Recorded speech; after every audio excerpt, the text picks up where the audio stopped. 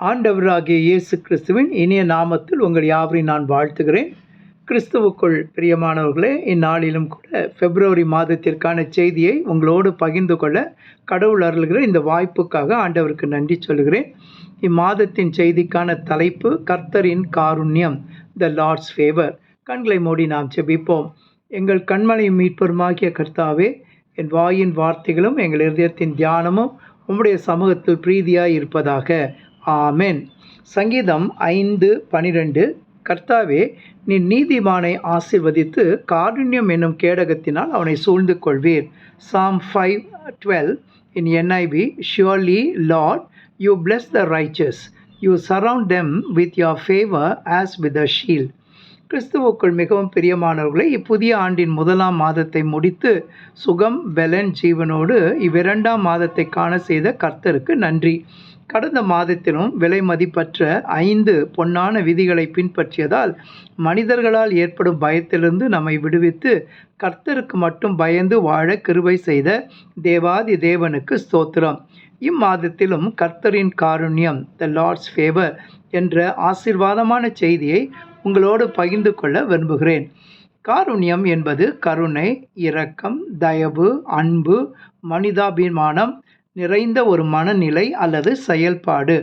கர்த்தரின் காருண்யம் என்பது கர்த்தரின் சொல்லி முடியாத அளவற்ற அன்பு, கிருபை, தயவு, மன்னிப்பு, உதவி ஆகியவற்றை குறிக்கும். காருண்யம் என்ற தமிழ் வார்த்தைக்கு favour, goodness, gentleness, loving kindness, unfailing love, grace, mercy என்ற ஆங்கில வார்த்தைகள் பயன்படுத்தப்படுகின்றன. நம் அன்றாட வாழ்க்கையில் சில தருணங்களில் மனித உதவி தேவைப்படுகிறது. எனவே அவர்கள் தயவை நாடுகிறோம், அதை பெற்றுக்கொள்கிறோம். லூக்கா 2:52 இயேசுவானவரும் மனுஷ தயவிலும் அதிகமாய் விருத்தி அடைந்தார் என்று படிக்கிறோம். ஆனால் எல்லா சந்தர்ப்பங்களிலும் மனிதர்களின் தயவு கிடைக்கும் என்று திட்டவட்டமாக கூற முடியாது.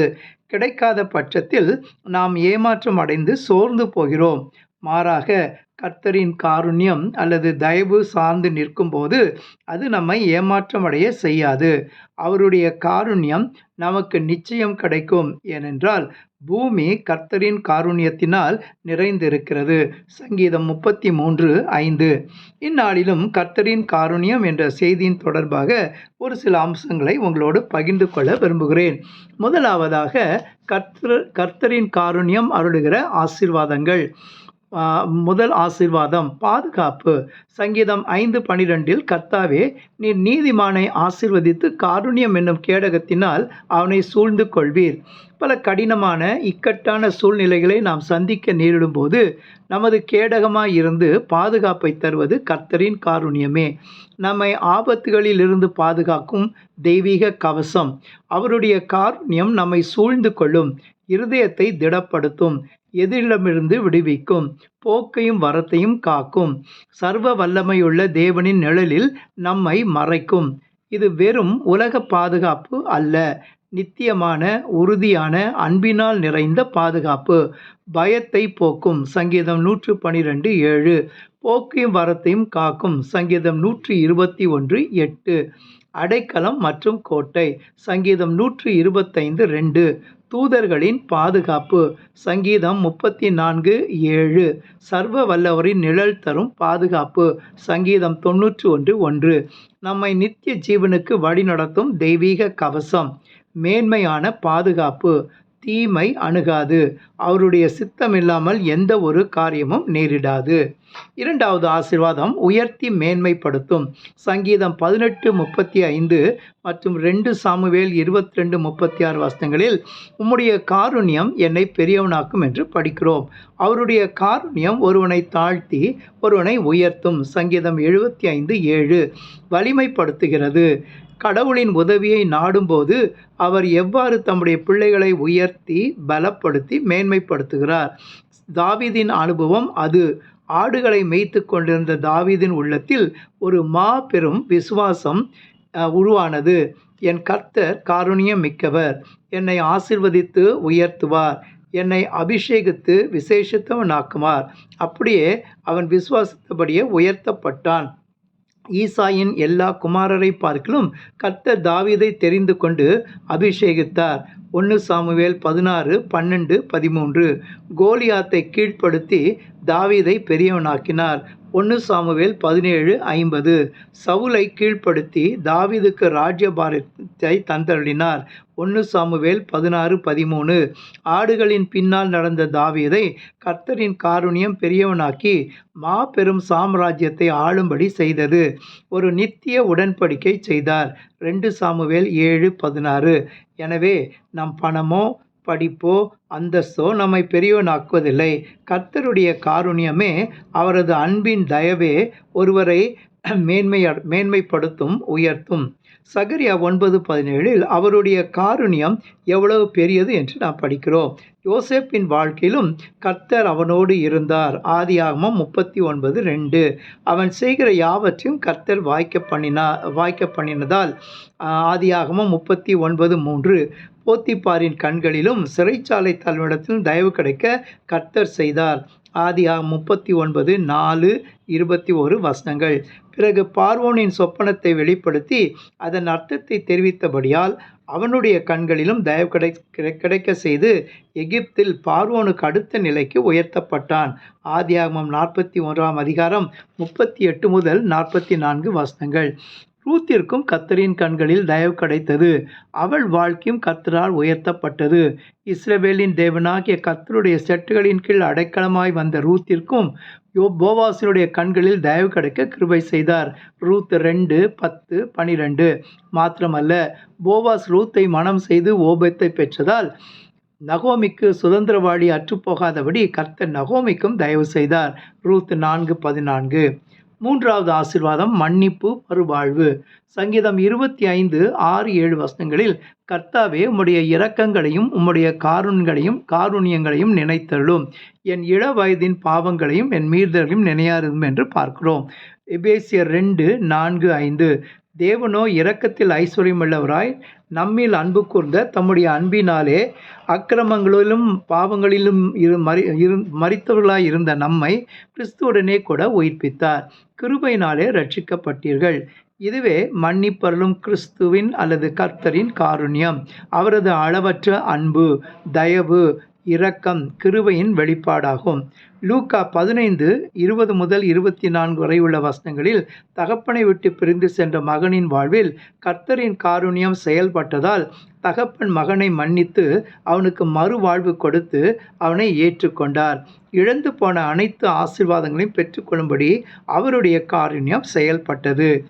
ஆதாம் ஏவாளின் பாவம் உலகில் தொடர்ந்ததால் தேவன் நம்மேல் வைத்த அன்பினால் நாம் கெட்டுப்போகாமல் நித்திய ஜீவனை அடையும்படிக்கு தன் குமாரனாகிய இயேசு கிறிஸ்துவை தந்தருளினார். யோவான் 3:16. சிலுவையில் அறையப்பட்ட ஒரு கள்வனுக்கும் கர்த்தரின் காருண்யம் அல்லது தயவு கிடைத்ததால் தன் வாழ்வின் இறுதி தருணத்திலும் பாவ மன்னிப்பு பெற்று மறுவாழ்வு அடைந்தவனாய் பரதீசின் வாழ்வை பெற்றுக்கொண்டான். லூக்கா 23:43. நான்காவது ஆசீர்வாதம் அவருடன் இழுத்து கொள்ளும். எரேமியா 31:3. ஆம், அநாதி சிநேகத்தால் உன்னை சிநேகித்தேன், ஆதலால் காருண்யத்தால் உன்னை இழுத்து கொள்கிறேன். காருண்யத்தாலே இழுத்து கொண்டார் தூய தேவ அன்பே, இவனாந்திரத்தில் நயம் காட்டி உன்னை இனிதாய் பருந்தி அழைத்தார். இந்த தேவன் என்றென்றுமுள்ள சதா காலமும் நமது தேவன், மரண பரியந்தம் நம்மை நடத்திடுவார். அநாதி தேவனுன் அடைக்கலமே, அவர் நித்திய புயங்களுள் ஆதாரமே. அவருடைய காருண்யம் நம்மை அவர் அண்டைக்கு இழுக்கும் என்று சொல்லும்போது அது அவருடைய அன்பின் செயலாகும், முடிவில்லாத இரக்கமாகும். கர்த்தரின் காருண்யம் அவருடைய அளவற்ற அன்பின் வெளிப்பாடாக நம்மை அவருடைய இரக்கத்தாலும் வழி நடத்துதலும் பாதுகாப்பாலும் தம்முடன் எடுக்கிறது. அவருடைய நிபந்தனையற்ற அன்பு நம் இருதயங்களை தொட்டு நம்மை அவரை நோக்கி ஈர்க்கிறது. அவருடைய காருண்யம் ஈர்ப்பு விசை போல் செயல்பட்டு அவருடைய அன்பிலும் இரக்கத்திலும் நிலைநிறுத்தி அவருடைய மகிமையான நோக்கத்திற்காக நம்மை வழிநடத்தி பலப்படுத்தி தம்முடன் நெருக்கமாக இழுத்துக்கொள்கிறது. கர்த்தரின் காருண்யம், அவரது அன்பு எபேசியர் 2:4, மன்னிப்பு, கிருபை எபேசியர் 2:8, கிறிஸ்துவின் தியாகம் இவற்றின் மூலம் நம்மை ரட்சித்து தம்முடன் நித்திய வாழ்வில் சேர்த்திடும் ஒரு தெய்வீக ஈர்ப்பாகும். அது கர்த்தருக்கு அல்லது கிறிஸ்தவ மார்க்கத்திற்கு எதிராக செயல்பட்ட சவுலை இழுத்தது. வாழ்வின் இறுதி நிலையில் இருந்த கல்வனை இழுத்தது. இன்னும் அப்படிப்பட்ட அநேகரை அவருடைய காரியம் இன்று நாட்களிலும் கூட இழுத்து கொண்டிருக்கிறது என்பது உண்மையே. இரண்டாவது அம்சமாக கர்த்தரின் காருண்யத்தை எவ்வாறு நாம் பெற்றுக்கொள்ள முடியும்? கர்த்தரின் காருண்யம் என்பது அவர் அருளுகிற ஈவு. அப்படியானால் அதை பெற்றுக்கொள்வதற்கான வழிமுறைகள் என்ன, அல்லது அதை நாம் எவ்வாறு பெற்றுக்கொள்ள முடியும்? அநேக கடவுளின் மக்கள் அக்காருண்யத்தை பெற்றுக்கொண்டார்கள் என்றால் அது எவ்வாறு சாத்தியமானது? முதலாவதாக பரிசுத்த வாழ்க்கை. நீதிமொழிகள் 12:2 நல்லவன் கர்த்தரிடத்தில் தயை பெறுவான். கர்த்தர் யோசேப்புடன் இருந்தார். ஆதியாகமம் 39:2-23. அவனும் கர்த்தரோடே இருந்தான். எனவே போத்திபார் மனைவியுடன் நேரிடவிருந்த பொல்லாப்புக்கு உடன்படாமல் தேவனுக்கு விரோதமாய் பாவம் செய்வது எப்படி என்று கூறி அவ்விடத்திலிருந்து விலகிச் சென்றான். ஆதியாகமம் 39:9. இப்படிப்பட்ட பரிசுத்த ஜீவியம் செய்த யோசேப்புக்கு கர்த்தரின் காருண்யத்தால் அநேகருடைய கண்களில் தயவு கிடைத்தது. நோவாவும் அவன் வாழ்ந்த அக்கிரமம் மிகுந்த மக்களின் நடுவில் நீதிமானும் உத்தமனுமாய் இருந்தான். ஆதியாகமம் 6:9. எனவே அவனுக்கும் கர்த்தரின் காருண்யம் அல்லது தயவு கிடைத்தது. ஆதியாகமம் 6:8. தானியேலும் தான் தீட்டுப்படாமல் பரிசுத்தத்தோடு இருக்க விரும்பினதால் தானியேல் 1:8 படிக்கிறோம். அவனுக்கும் கர்த்தரின் காருண்யத்தால் பிரதானிகளின் தலைவலின் தயவு கிடைக்கும்படி செய்தார். தானியேல் 1:9. இரண்டாவது ஜெப வாழ்க்கை.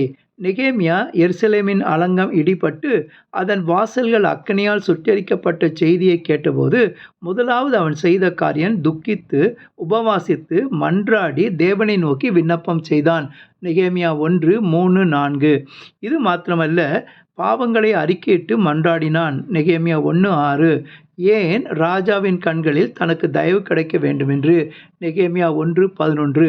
அதன் விளைவு என்ன? தேவனுடைய தயவுள்ள கரம், அதாவது கர்த்தரின் காருண்யம் அவன் மேல் இருந்ததால் ராஜாவின் கண்களில் தயவு கிடைத்தது. நெகேமியா 2:8. எனவே அலங்கம் கட்டப்பட்ட வேலை 52 நாட்களில் முடிவு பெற்றது. நெகேமியா 6:15.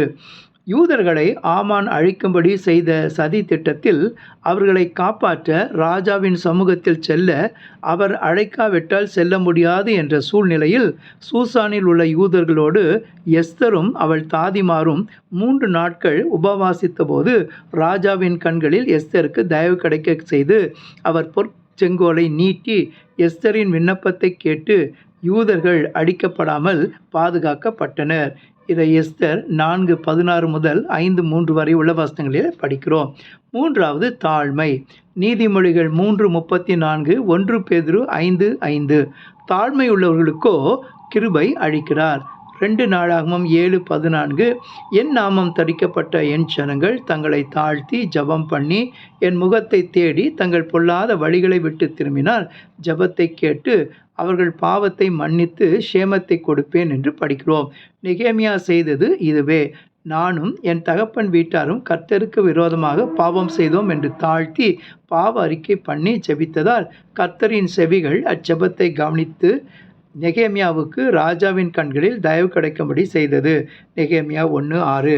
நான்காவது கர்த்தர் மேல் நம்பிக்கை.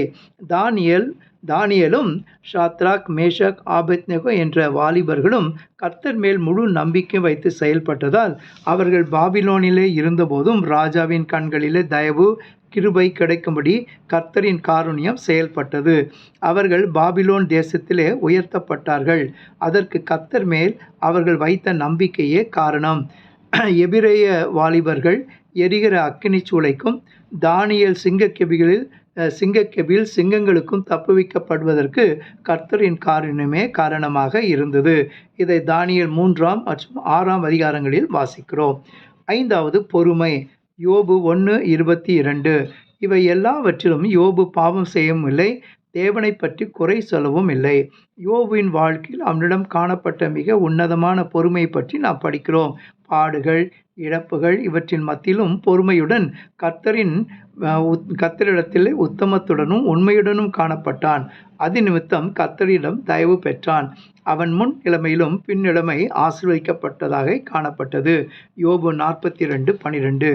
மூன்றாவது அம்சமாக கர்த்தரின் காருண்யத்தை பெற்றுக்கொண்ட நாம் செய்ய வேண்டியது என்ன அல்லது நம் பொறுப்பு என்ன?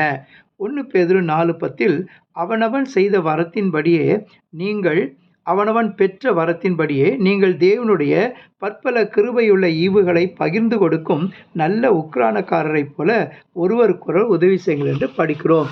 கர்த்தரின் காருண்யத்தை பெற்றுக்கொண்ட நாம் மற்றவர்களுக்கு ஒளியாக உப்பாக செயல்பட வேண்டும். மத்தேயு 5:13-16. கர்த்தரிடத்திலிருந்து நாம் பெற்ற தயவை மற்றவர்களோடு பகிர்ந்து கொள்ள வேண்டும். ஆசீர்வாதங்களை நாம் பதுக்கி வைக்கக்கூடாது. தேவையுள்ளவர்களுக்கு உதவி செய்ய வேண்டும். கர்த்தரின் காருண்யத்தை அனுபவித்த நாம் அவருக்கு சிறந்த உக்கிரானக்காரராக செயல்பட வேண்டும். இதுவே நம்முடைய பொறுப்பாகும். கிறிஸ்துவுக்குள் பிரியமானவர்களே, இந்நாளிலும் கர்த்தரின் காருண்யம் நமக்கு அருளுகிற ஆசீர்வாதங்களையும் ஆசீர்வாதங்களை பெற்றுக்கொள்ள நாம் பரிசுத்த ஜீவம் செய்து அதிகமாக செபித்து தாழ்மை மனப்பான்மையுடன் வாழ்ந்து பொறுமையுடனும் கர்த்தர் மேல் முழு நம்பிக்கை வைத்து வாழ வேண்டும் என்று அறிந்து கொண்டோம்.